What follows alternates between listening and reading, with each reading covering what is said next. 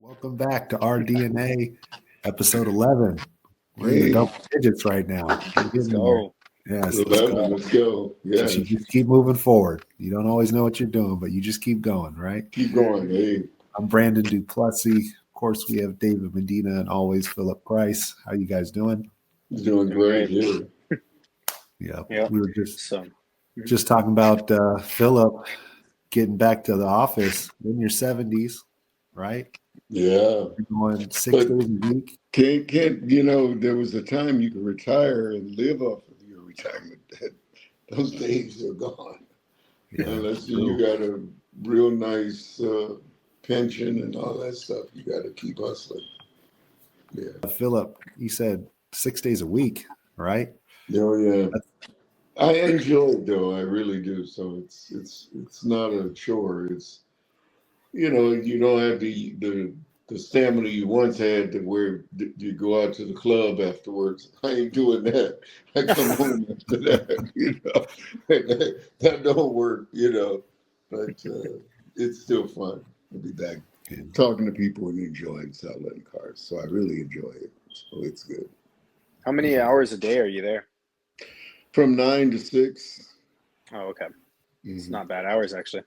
No, it's not bad. And mainly I just manage the guys and I pretty much, manage the deal when they get it on paper, and and Gotcha. then and then So they keep it going. So I don't have that to do actually, a lot of walking. Yeah. that leads into one of my questions, actually. So do you guys think, as a worker or salesman specifically, I guess, do you think the person who stays 8 hours or 12 hours does the best, and why? That's a good question. Because I've seen people that didn't do it and did extremely well, but the majority of people I've seen work long hours to get that real big money. I Yeah. mean, that's, I mean, to see these kids now and the way they can make money. My grandson sleeps till noon, and then when he's up, he works from noon until maybe 6, and then he plays video games from maybe 7 to 1 in the morning, and he makes a great living. But that ain't what I remember in the old days. So mine is kind of, I'm looking back. So I don't. What do you guys think about today? That would be a question for you guys. Mhm. yeah. Well, I would definitely say, like, what I'm going through right now is a good example. Um, our industry slowed down probably December, January. It's pretty typical, right? Mm. And I was telling David about that. Was that today or yesterday? Yesterday. Uh, yeah, and there's people like even myself. I took more time off. I spent time with the family. I was working the normal 9 to 5, 8 to 5. I was just putting in the basic hours, and it affected me. It's for without a question.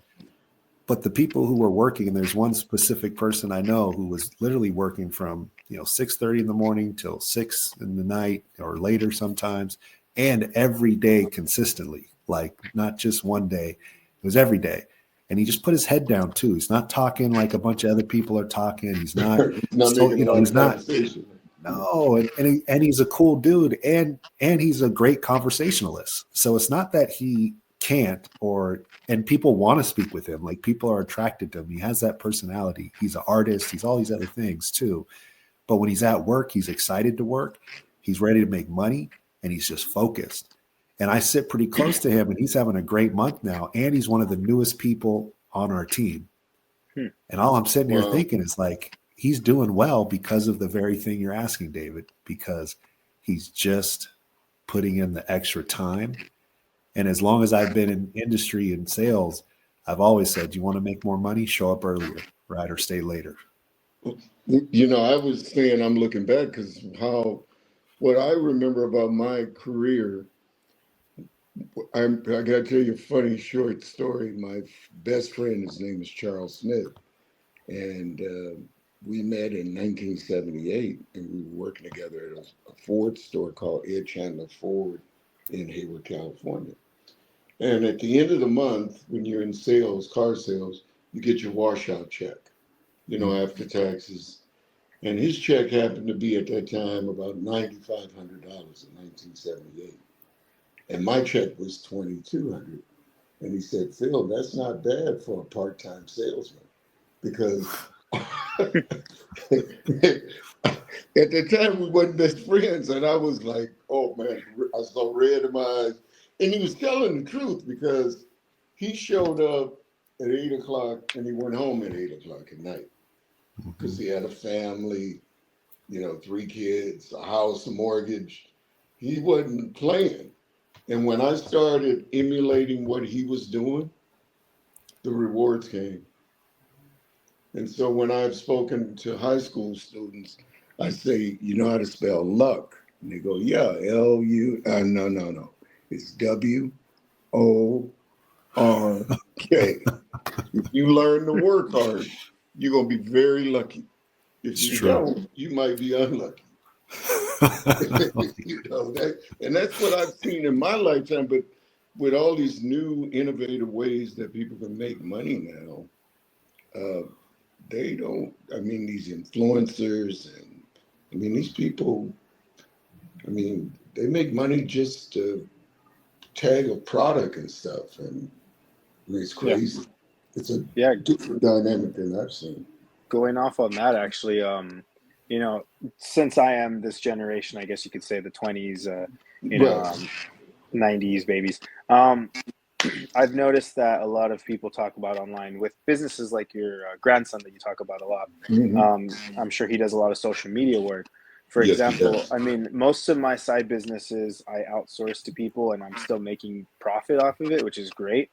But in reality, the sales job is great and I love it. And like, I've learned to, do better and I want to keep doing better. But at the end of the day, it's not what I want to do. I want to get my businesses to the point where I'm making triple what I'm making here. And then I'm probably going to switch over to just that. But at the end of the day, I would love to put more hours into my sales job and put up the numbers that are going to be worthwhile. But then it's going to take away from my business. It's going to take away from my writing, which I also love doing. So my question is, how much of the day do you give to something unless you're passionate about it, So what do you recommend there? Find something you love. I still love what I do. And I tell people all the time, I've not worked a day in my life. I went to work to play because I was meeting people, laughing and joking and teasing and having fun at work. And a Chinese guy said to me in the 70s, I was having a drink at the Iron Horse in San Francisco, and he says, do you know what being rich is? And I said, yeah, when you got a lot of money. He says, no, rich is when you don't know if you're working or playing. That's when you're rich. When you get up in the morning and whatever you're doing, you have so much joy doing it, even though you get money from it. Because I look at my grandson like that. He enjoys the fashion thing. He loves the clothes. Yeah. He loves that. So he's really not working. Because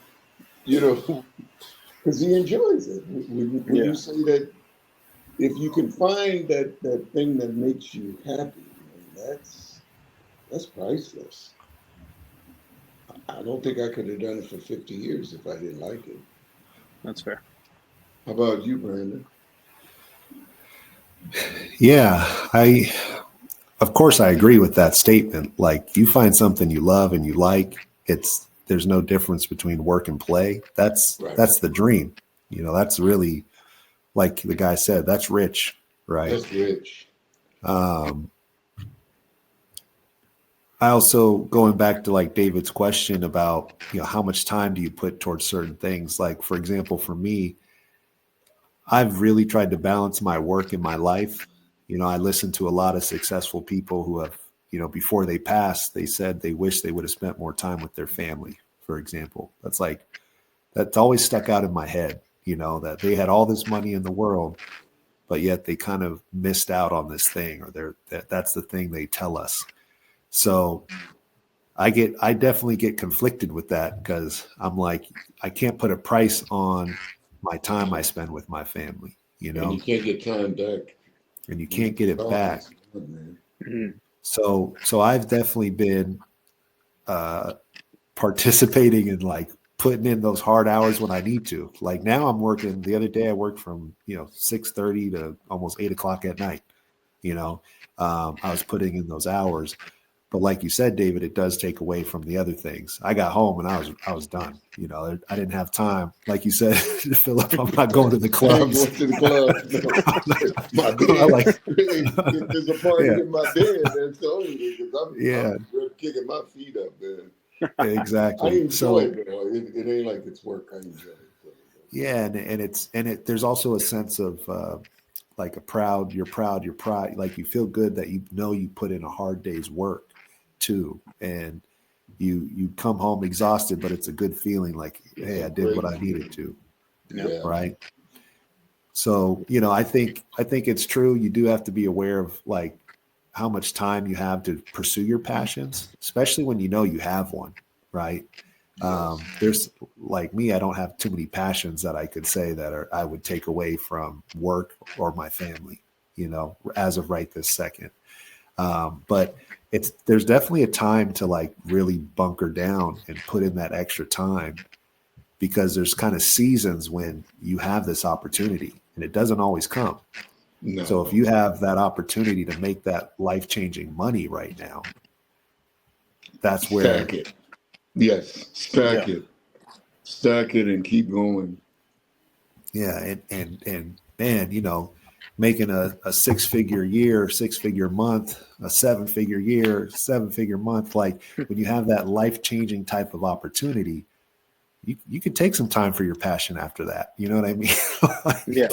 You know what I found is because the business I was in, I would hustle, hustle, hustle, and then take the family and we'd go on a vacay for a week. And they, Right. because I was the top salesman, they let me do that, take a week off and go do something with them. Mhm. But when I first met my wife, we had been together for probably about 6 months, and she says, "Well, I don't think I'm gonna like the business you're in." I said, "Okay, well, I love you, so I'll look at other careers, but here, let me tell you the reality of it. When you say you need 2,000 to go see your mom in Seattle, that might not be happening because if I get a regular job, we're gonna be on a budget." Mhm. And I said, you can't call me when you're at Nordstrom's and say, "Oh, they got a great sale and I just spent $1,500. That won't be happening." And then she thought about it for a minute. She said, "Well, maybe I'll give it another chance because you, you, you know, there's very few businesses that you can go and work 9 to 5 Mhm. and live a perfect life and make a great living. I mean, there are people that do it, lawyers, there's doctors, but even them, they have to put in some extra time every once in a while. They usually put in a lot of time. A Well, lot. look at how much schooling they have to get as a Mhm. lawyer or a doctor. What is it, 10 years for a doctor to go to school? At least Some 8 to 10. Yeah. yeah, they go to college, then they go into grad school, and depending what they specialize in, they go for that for several years. Yeah, it's so I don't know, man. That's a tough question because time is valuable though, because you can't get it back. Once it's gone, it's gone.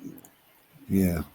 And your passions, you can't always just do at any time, depending on what they are. So, you know, it is a tough one. There's no, The question about life is what I've found in my 72 years on this earth.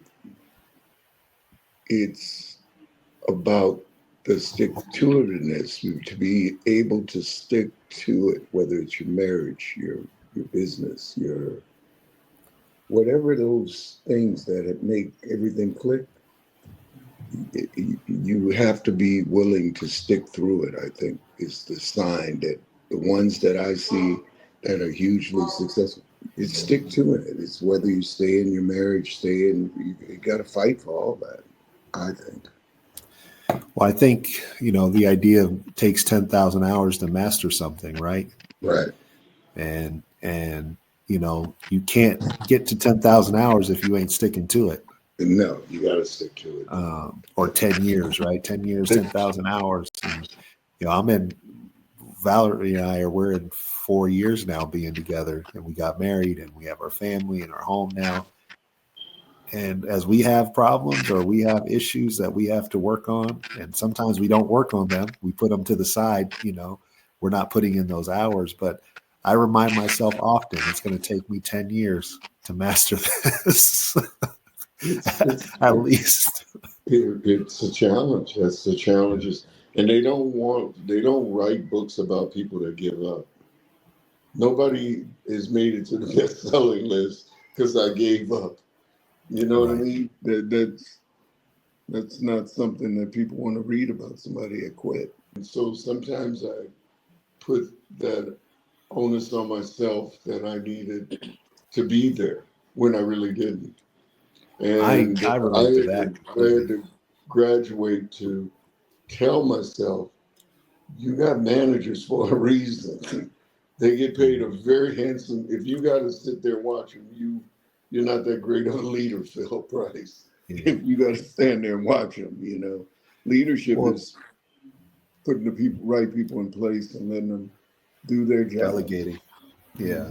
Well, I remember when my kids were younger and I was married to my first wife, like I liked what I was doing. I was having fun. I was having fun with the people around me in the office, and we would go out after work, for example. And it's like, I did have that point in life where I was enjoying what I was doing so much. And then I was enjoying the people I was around, that like going home was a little bit more on the boring side. I would even kind of joke around and say like, being at home's more of the work, and being at work was more of my break, Right. So I definitely enjoyed work to a point where I wasn't as involved at my home as I could have been, I would say. And I was it probably wasn't my better times in life, or I wasn't necessarily always doing things I was proud of, I would say, as much as I am now, Right. Amen. I would agree with that statement because in my younger days, I would have to agree with that 100%. Yeah. So what was the other question you had, David? You had another. Yeah, so one of the other ones I had, wait, actually I have it in my notes, one sec. Okay, so I guess that's a two-parter question. I feel like I've asked something like this before, but I think it's hitting home a little bit more right now. I'm noticing that I'm having a really slow month this month, and I mean, it's only started, don't get me wrong, but I also had a slow month last month, and it was probably because I was out sick, like half of it because of everything I told you guys about. Yeah, of But course. like, how do you get out of that mindset where you're just kind of like, you need to shift it back to like, I can do good, I'm doing great. Like right now, I'm just in this. Yeah, Attitude it's the is the attitude word. shift. If you're questioning it, get the sweatshirt. And I have mine in the closet. And when I wear it, I can't tell you how many thumbs up I get. All the time. Wow, We're going to start selling these soon. Do this, and they just say you're at it. Are you working the same way you did when you had the great months? Because what I hear in your conversation, you're second guessing because this is not your passion. It's got to be your passion until you get the other thing off the ground. That's fair. Don't hurt your wallet because you put all these thoughts in your head that, it's taken away from my writing, it's taken away from that. By what the first question was and what the correlation is right there. I mean, it's the attitude, right? Yeah. You agree with that, Brandon? Yeah, 100%. I'm looking for this kind of like a scripture that I found the other day. I think I took a screenshot of it, or I sent it to somebody, so I was looking for it. But essentially, it was saying that almost being thankful, even if you're doing a job that you don't love, that you have that opportunity to have a job and to provide for your family on that day, and Yeah. being grateful for that. And then doing that job with that same appreciation for life or appreciation for what you're doing, right? So being your Yeah. best towards your job, even if it's not the job you love, right? And so, sometimes when I'm in that mindset, I go back to why I'm doing what I'm doing. I'm like, I'm here to help people. I'm here to serve. It's not about Yeah. me, right? It's about others. That's And when true. I go in there, I put my best foot forward. I still know I have to work hard, show up early, stay late. But when I'm on the phones, I'm not coming from a desperation space of I need to get a sale or I need to get this done. I come from this place where I need to help people. I need to do my That's job. Mhm. that's the key to So, selling, though. Is That's solid. to be a desperate, not bragging. I'm still a great salesman. Um, it's worrying more about them and making them happy and making a sale. And you can accomplish your goals if you master that. If you put their happiness and make it a fun experience and make it exciting. Because what I'm hearing from David, though, he's guessing about, because you put what is that, the cart before the before horse. the horse, yeah. Yes, because what I heard him with those questions, what he was saying is, how much time should I give when this is not my passion? But you should do it with the same passion, because as God said, you should do God's work with passion. And work Yeah. is, so whatever you do, you should do it with passion. So Yeah. you think about it, you're a young man, you got an opportunity. We heard the success you were having. Yeah.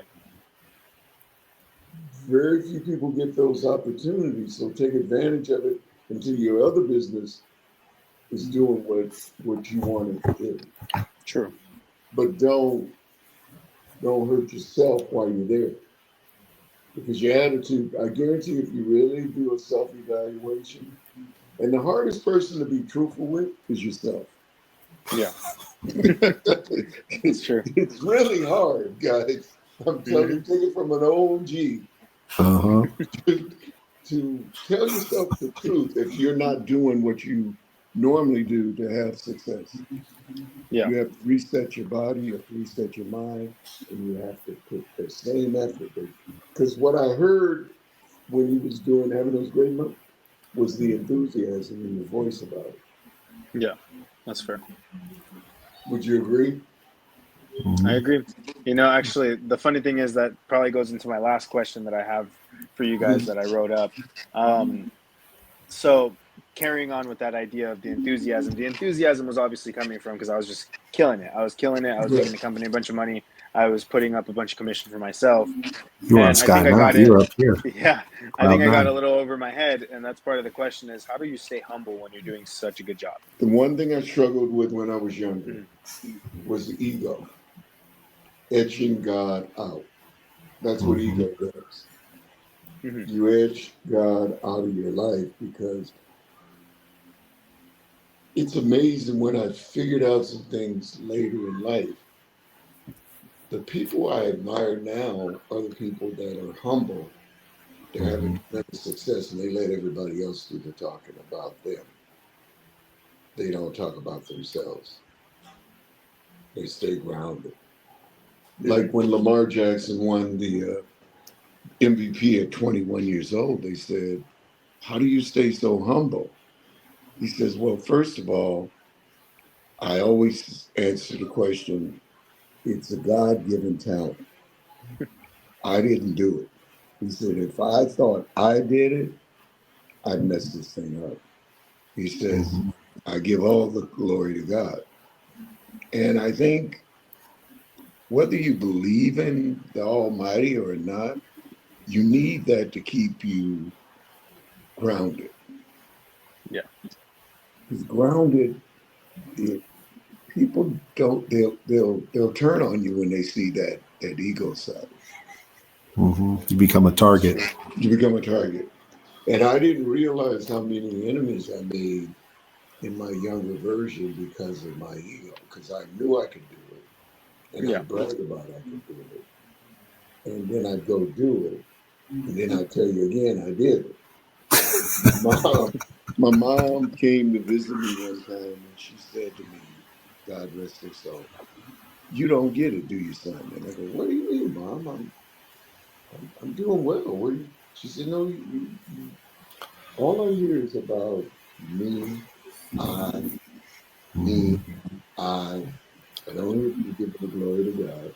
I don't hear you Hmm. giving the glory to your wife and your family. I just hear of what you've done. You just don't get it, do you? And No. I get it now. I didn't get it then. That's why I'd say just practice being humble because that'll take you further and you'll have a happier life. You really will. The people that are humble, they stay grounded. They don't get caught up in stuff. They don't get Yeah. caught up in how much money they make. And it's almost the same answer for both questions in the sense of Yes. when you're down, how do you get yourself up? When you're up here, how do you stay grounded? And it's almost like it's never about you, right? It's It's about never about you. it's like people are like, oh, how'd you do it? You know what? I just came in and I was here from 6. That's it. And like Philip said earlier, how do you spell luck? Right? W-R. WORK. Right. So if I have a good month, it's never like I've never put myself above anybody. I know what I'm doing. I have, if people have advice, I'm more than willing to share. But at the end of the day, it's nothing. I don't see myself as something special. I see as what I did and being prepared and being in the right place, right? At the right time Yeah. and putting in the work. So even when I do well or I don't do well, it's always on me. People are, oh, how you doing? Like, the market could be slow. Everyone else could be having a bad month. And they're like, oh man, it's a tough month. And I'm like, yeah, well, I could be working harder or I could be doing a little bit more. So I Yes. put it on myself. It's okay. I'll get it Amen. back, you know? And Yeah. when it's a good month, it's like, hey, I'm just showing up, working hard. I'm very thankful, very blessed, very grateful. And I thank God for it because when you take that off of you, I mean, literally, when Lamar did that and he said that to the commentator, I went, at the time, I was probably in my 60s, and I go, that kid's going to go far. He gets it. He never makes it about him. He don't brag about what he does. He has all his God-given talent, and he gives God all the glory for the talent. Take it off of you. All the people that I admire now, my favorite player in basketball is Steph Curry. Mm, He, great they example. tell him how great he is, but he just says, "Hey, I just thank God. He strengthens me, and I can do all things through him." And he takes it off of him. And when you see that done, everybody else is still going to talk and say how great you are, but how humble you are. Hmm. Because they look at the people they persecute that have a big ego.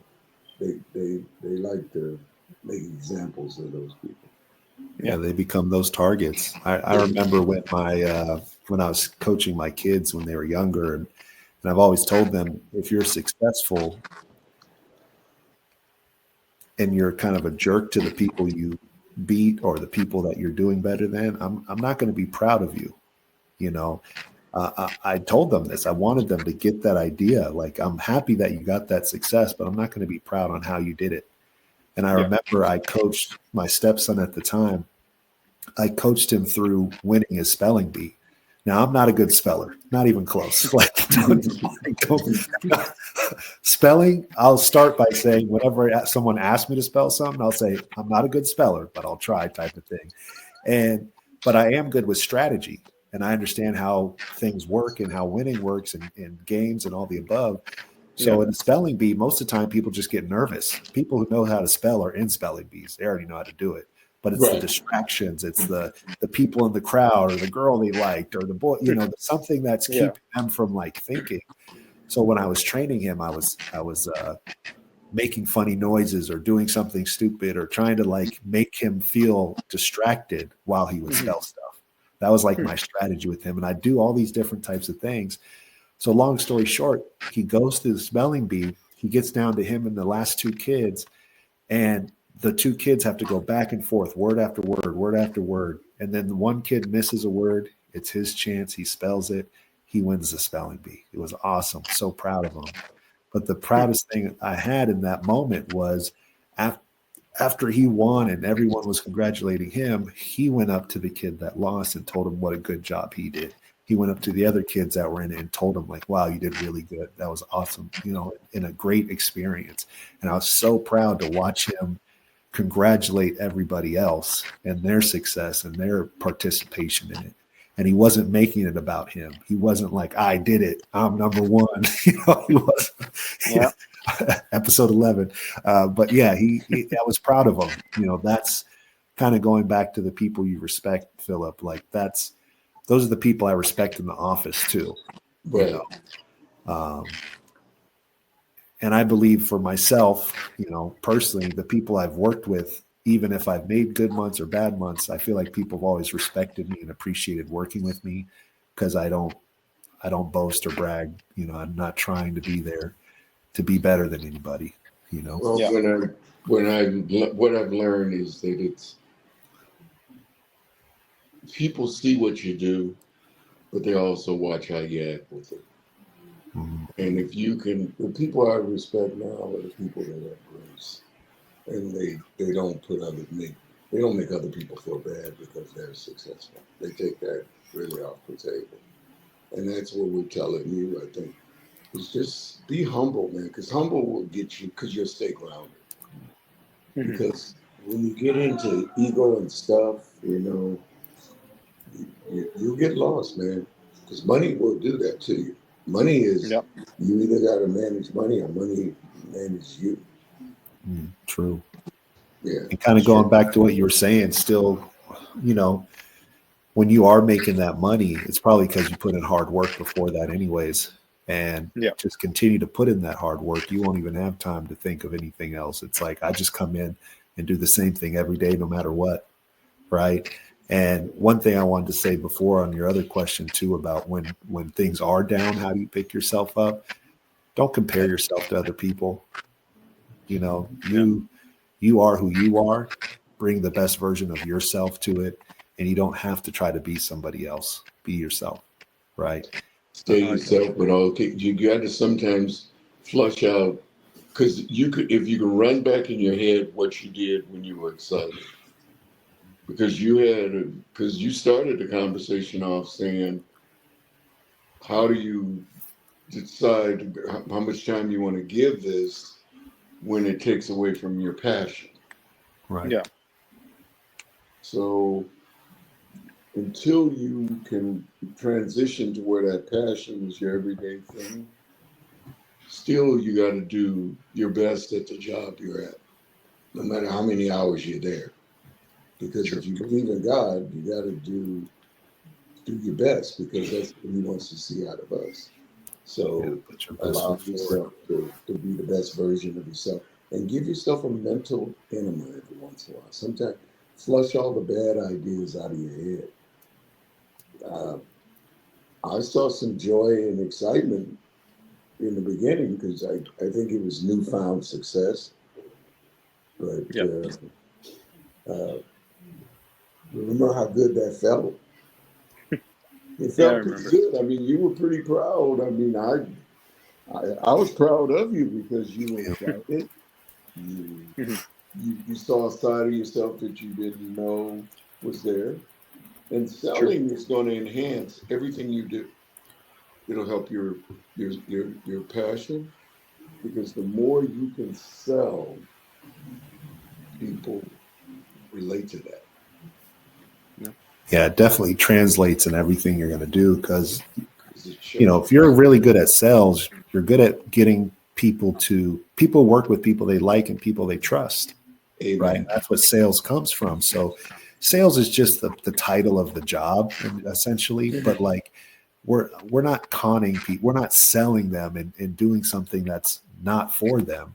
Like we're helping them achieve their goals and their dreams and their passions and all the above. So the idea is people work with people they like and people they trust. And if you get good at learning how to work with people and get their trust and get them to like you based on who you truly are, then that is going to translate into your other passions and other parts of life and your relationships with your marriage and your kids and your friends and all the above.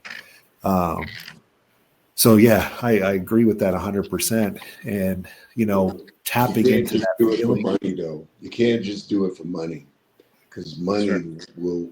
If you're only doing it for money, you won't give it your best. Do it because you see the value in it. And you're helping people. Yeah. I don't know what you do, but I mean, everything we do in life helps people. I mean, whether it's buying a car, because people need a car to get from here to there, to get to work, to whatever. So, Yeah. But when I worried more about people than worrying about money, the money came. So more. I made so much money, it was great. When I worried about money more than people, the money was harder to get. I'm just telling you my experience in life, and I've been on this earth a long time. When the money became more important than the people, I saw my business go like that. Seriously. And there's times where there's people that, are doing a large amount of money, but because of the way they purchase or something, I may not make as much money. But, I don't even try to fight that feeling or that thought. I flush that thought out and I go back to helping them and giving them what they need and what they want. And it creates a momentum. So a great way to get out of funk is to get a deal. You get a deal, you feel good. That changes your attitude. You're like, But one of the things I used to teach my salesmen, your attitude is in everything you do.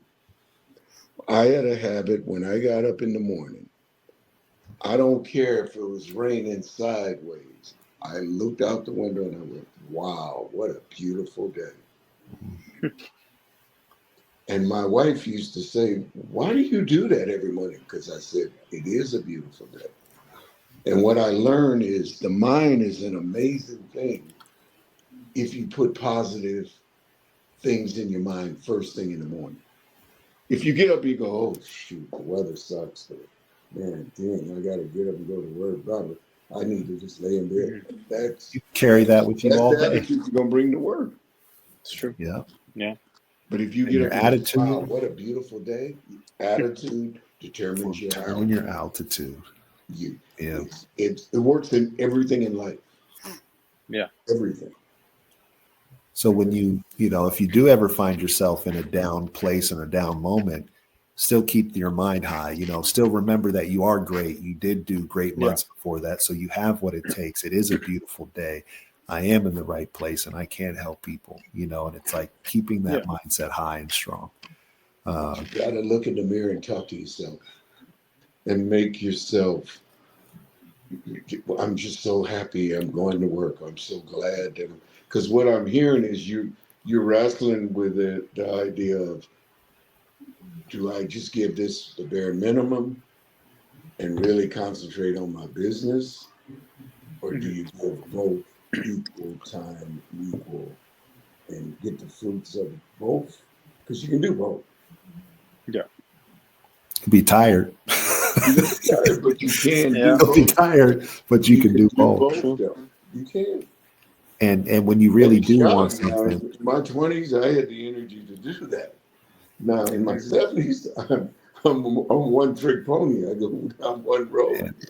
I'm in my 40s and I'm right there too. I'm ready. I'm good. And I think it was that Think and Grow Rich book. I'm sure it's in many other ones too, but David and I both read it. Was when you want something, you have to be willing to give up something, right? It's true. And it's like, okay, well, I'm willing to give up maybe some of the TV time, late nights, video games. I like video games. Have I played them lately? No. You know what I mean? Like, so you give up certain things, like going out to the club, right? You give up certain things as you work towards these passions, and you show up a little earlier to work. You still make time for the podcast. You still make time for all the other things you're doing. and it will pay off. Like Philip said, those guys that put in that work, they get Whether it's those sports or 9,000, anything, those bigger it's just, checks. yeah, that's Yeah. who gets paid, right? Look at the way. Yep. I mean, I forgot what superstar was that went to work out with Curry, and he said, I couldn't believe his workout. Like, he went 400 miles an hour, and he said the one guy, he threw up. He was like, this is crazy. They used to say that about Jerry Rice when And all these Kobe great too. stars would go and work out with Jerry, and they were like, this is insane. I mean, what he does every day. But he Mhm. played 20 years, 20 plus years, and he never got hurt, and he was in tremendous shape. But he put in the work. There's no shortcut. Yeah. Yeah.